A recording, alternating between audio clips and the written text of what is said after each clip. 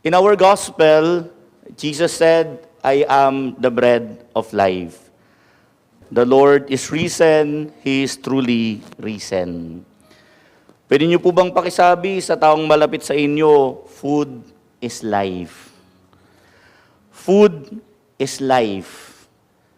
Kung hindi tayo kakain for 1 month, manghihina po tayo, wala tayong lakas para magawa yung mga routinary na ginagawa natin.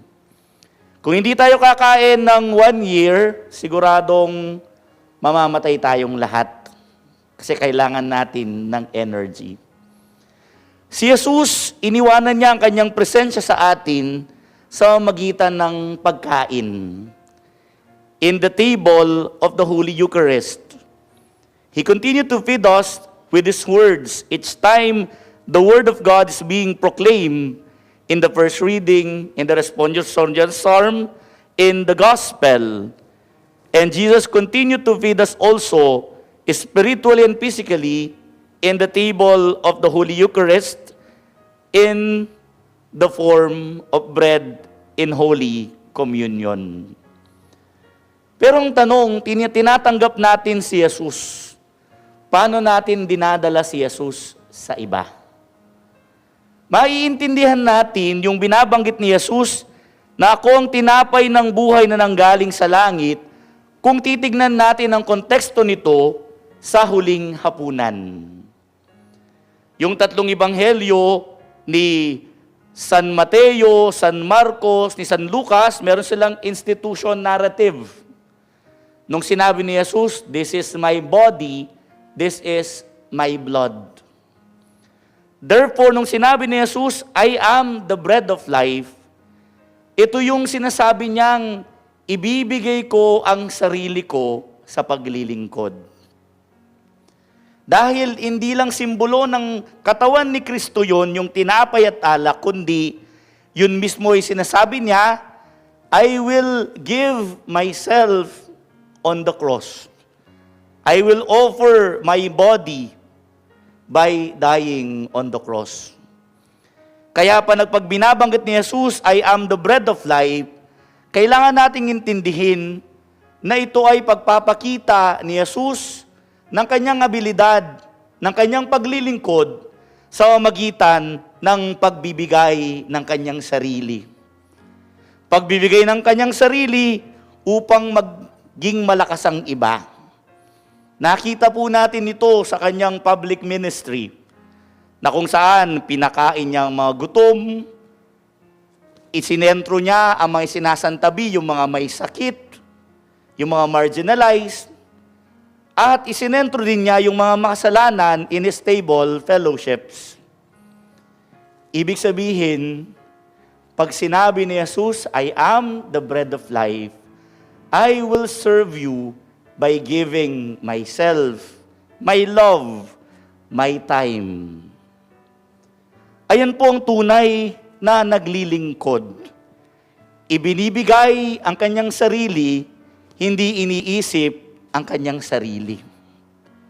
True service, it's all about selflessness, not selfishness. Alam niyo po, kaming mga pare, ngayong nalalapit ang eleksyon, we're being taught to help people to discern. What kind of a leader we are aspiring for?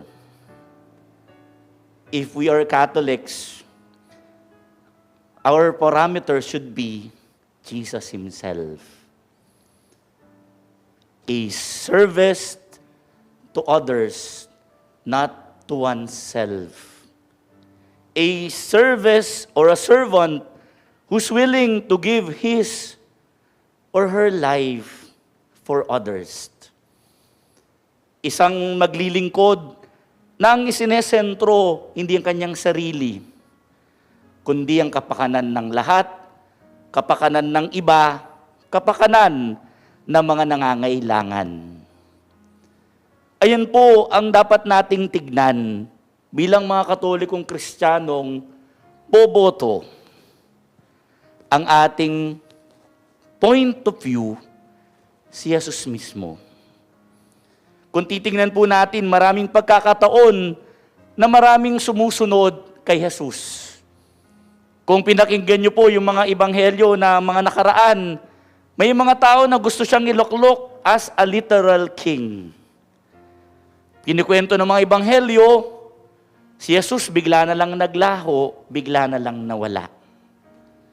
Dahil ang trono ni Jesus bilang anak ng Diyos, bilang nagligtas sa atin, ay hindi ang gintong luklukan, kundi ang krus ng paglilingkod. For me, the greatest act of service of Jesus is the cross. Because in the cross, He gave His all. And to those who follow Jesus, sa lahat ng gustong maglingkod, yan dapat ang kanilang pinanggagalingan. Ang paglilingkod sa iba, pagsesentro sa Diyos, hindi ang pagsesentro, paggigitna ng sarili. Yun dapat ang ating isaalang-alang. When Jesus said, I am the bread of life, He's actually saying, I will serve by giving my all, by giving my life, by serving the last, the least, and the lost. Naway tayong lahat na tagasunod ni Jesus, may posisyon man tayo o wala, simpleng tao, simpleng magulang, simpleng kabataan, simpleng naglilingkod. Pag sinusundan natin si Jesus, naglilingkod tayo sa pamamagitan ng pagbibigay ng sarili, nagiging katulad tayo ni Jesus. Nagiging extension tayo ng paglilingkod ni Jesus. We become the bread of life to others. Ayan po ang ating samot dalangin sa misang ito, na naway tayong lahat ay maglingkod katulad ng ating Panginoong Jesus. Amen.